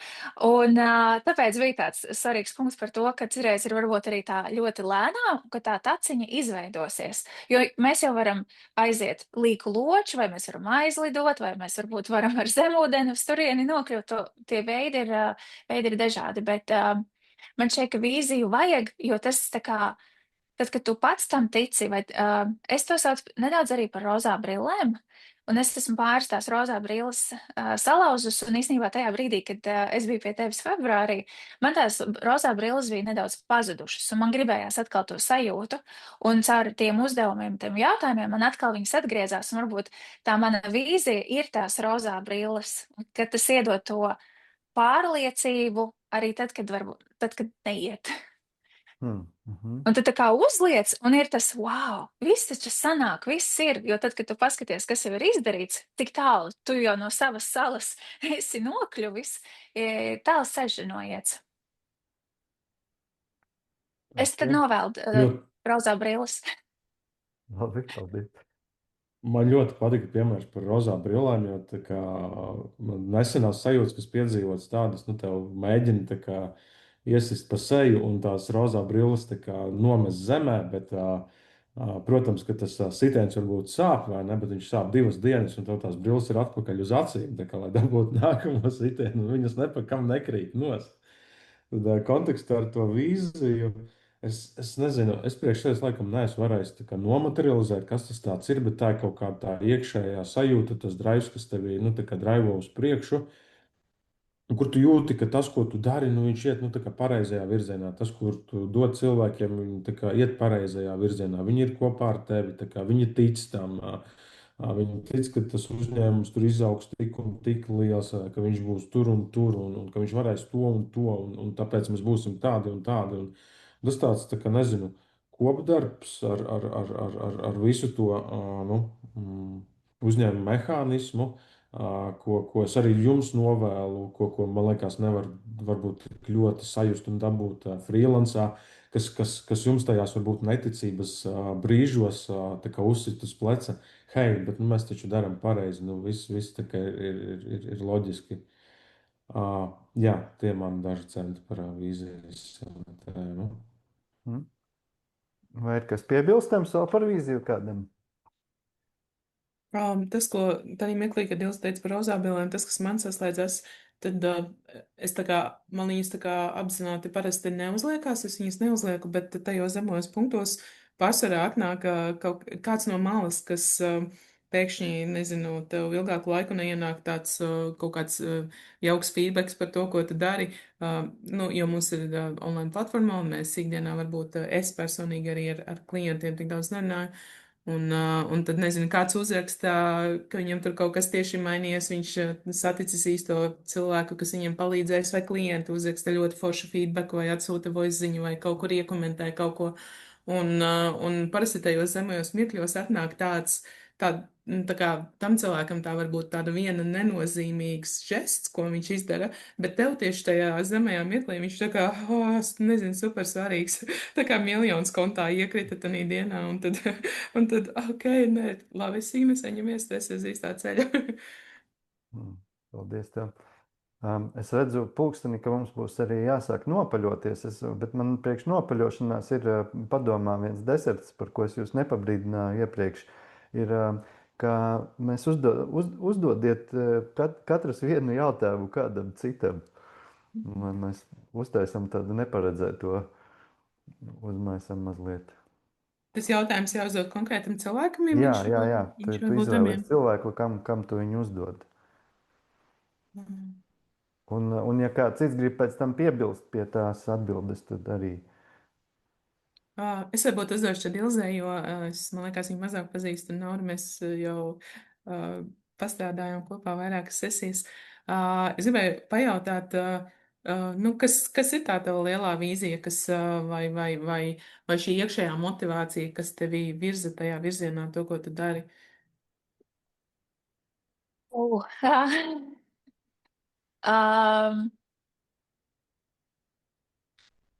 Tā lielā vīzija ir uztaisīt, ko es esmu redzējusi citur ārzemēs, bet kas mums Latvijā nav.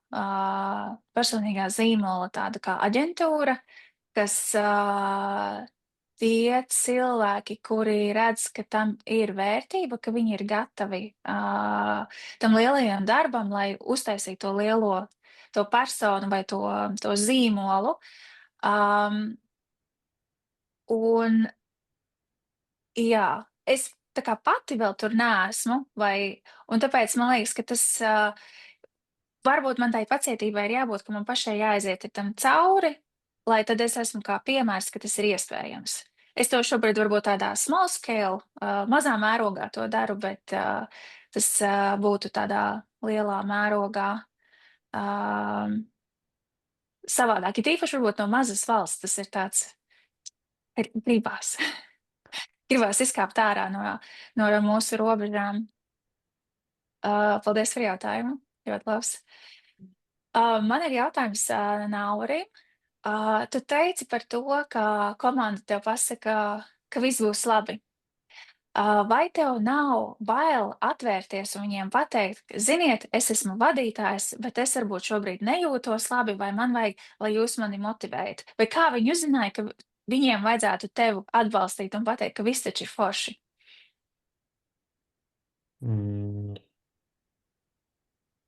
Es domāju, tādā praktiskā izpratnē tas ir kaut kāda ikdienas komunikācija no manas puses, un arī skaitļi vienmēr daudz ko saka priekšā, īpaši digitālajā biznesā. Un tie ir tie brīži, jā, kur droši vien mēs vairāk runājam un skatāmies vairāk ciparus, un tur ir tie tā kā tādi praktiskie atbalsta punkti, kur arī tā kā, saprotam, ka ejam pareizajā virzienā. Tas arī dod to motivāciju.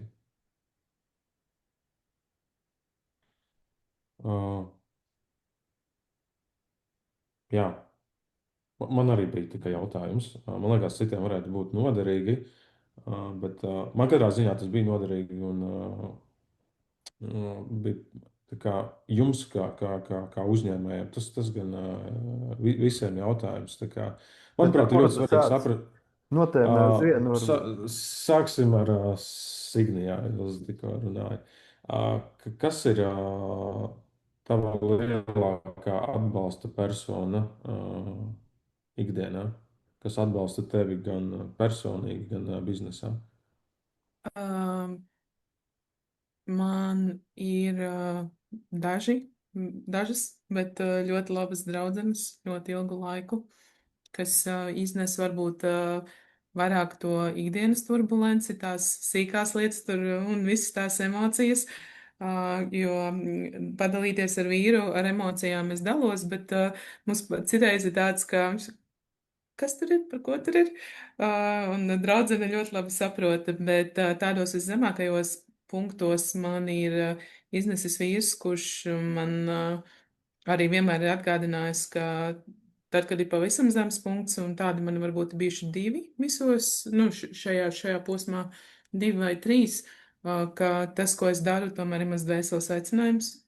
Un ka, tā kā tagad ir low point, bet tas ir lielāks kaut kas par mani, par manu ego tanī mirklī. Un tas, ka viņš man, draudzenes, atbalsta tevi vienmēr pie katras raudāšanas, pie katras krīzes, un tas ir forši un ļoti vajadzīgs, bet tajos lielajos mirkļos es viņam ļoti noticu.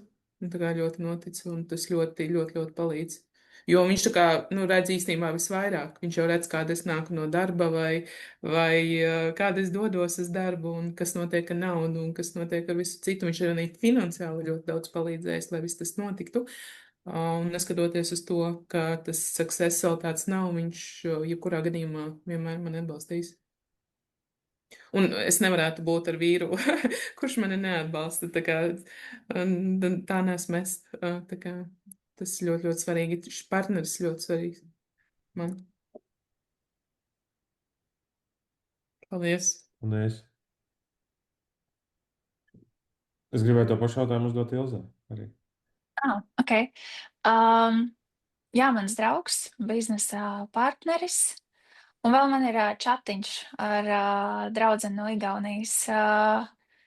Un arī, ka tu vari vienkārši iesūtīt, paskaties, kas te tikko notika, un tu zini, ka tas otrs cilvēks sapratīs un arī, nu, vai nu pasmiesies, vai padusmosies kopā ar tevi par to mazo dzīves situāciju. Un mums vēl ir arī piekdienās 8 tāds check-in zvans, kur arī, ka tu vari izmantot, kā tu vēlies, vai runāt par ikdienu, vai runāt par darbu, un ka tev ir iespēja, ka tu tiksi uzklausīts.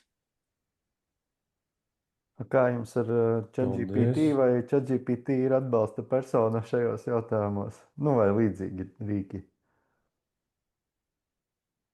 Vispār es esmu sākusi vairāk izmantot.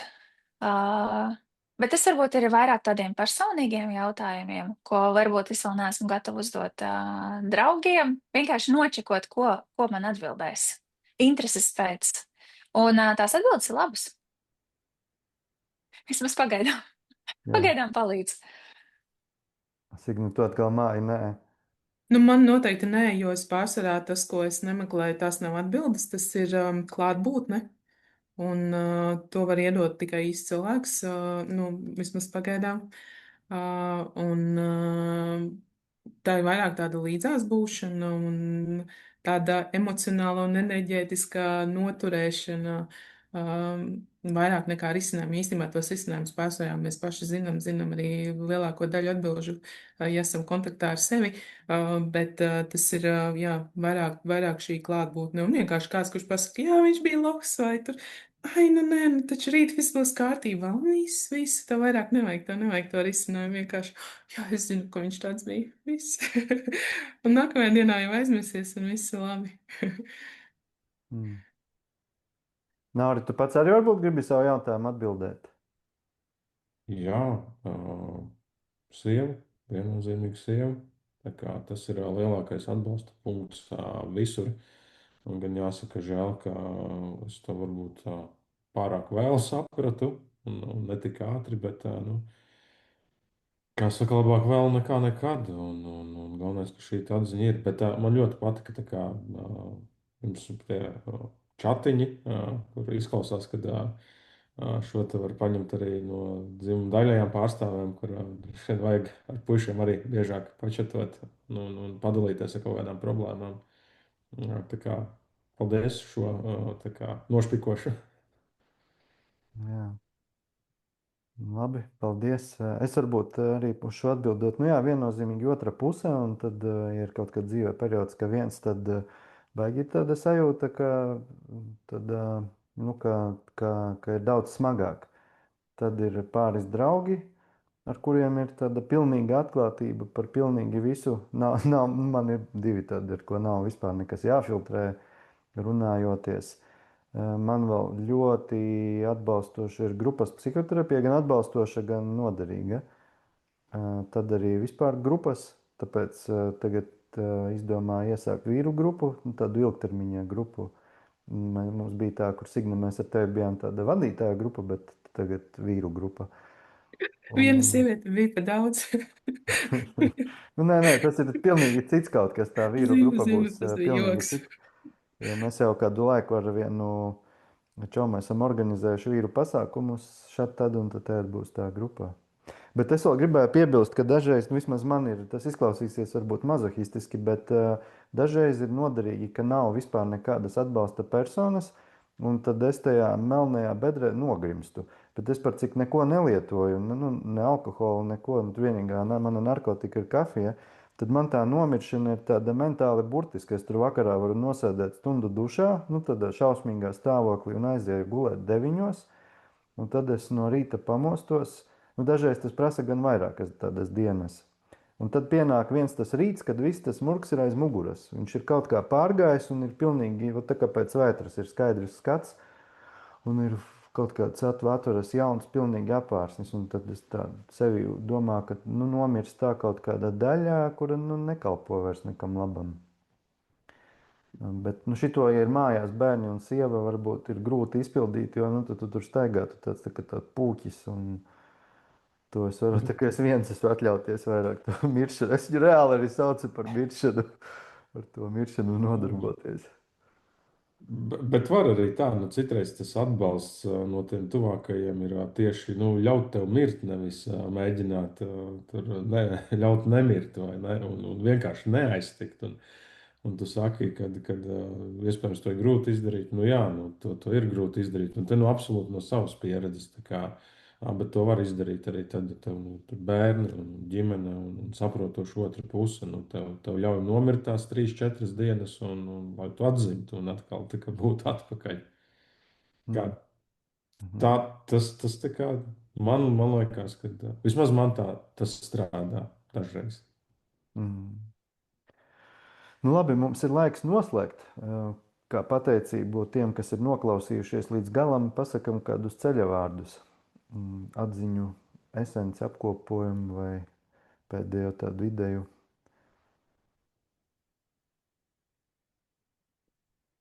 Es droši vien tas, ko es gribu pateikt, ka neatkarīgi no tā, kādā situācijā tu šobrīd esi un kam tu ej cauri, tas ir pavisam normāli, un tu neesi ne pirmais, ne pēdējais, kas ir bijis un būs tajā vietā. Un, ja tu nezini, kā virzīties tālāk, tad tiešām ir ļoti, ļoti svarīgi meklēt kādu atbalsta personu vai kaut kādas vietas, kuras tev palīdz iziet no šī stāvokļa. Varbūt nevienmēr obligāti tā uzreiz darbībā, bet arī iekšēji atrast skaidrību par to, kas ar tevi notiek un kāda varētu būt tā potenciāla attīstības trajektorija. Vienkārši sāk kaut ko darīt, kustēties, iet ārā no tās vietas. Un tas ir ok, viss ir ok, viss, kas mums notiek, ir ok. Paldies, Un Signe! tad paturpinot, es gribēju teikt, ka būs labi un iet runāt ar cilvēkiem. Pat ja nezinu, ko teikt, vai pat ja nezinu, ko jautāt, iet runāt, un tad tā atbilde atnāks meklējot. Paldies, Ilze! Apkopojot, tad kā jāiet uz priekšu arī tad, kad ir bail, ir daudz nezināmā, nav garantiju un nav arī instrukcijas.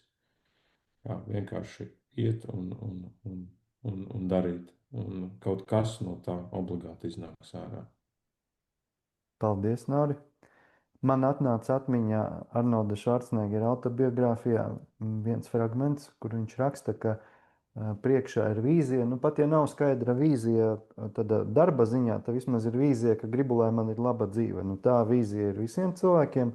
Un tad nākamo soli samērot pret to vīziju, vai mans nākamais solis mani ved tuvāk šai vīzijai, vai arī padara viņu izplūdušāku un tālāku. Un tad to paturēt prātā, tad, kad ir slikti, grūti, smagi, tad tas, ko es tagad grasos darīt, vai tas potenciāli mani var aizvest, vai es apzinos, ka pretēji. Tā kā lai tie soļi ir tādi, kas aizved tuvāk tam, kas ir vīzija, kas ir ieliktā vīzija. Labi, ar šo tad arī noslēdzam. Paldies jums! Vies! Paldies visiem, kas klausījās!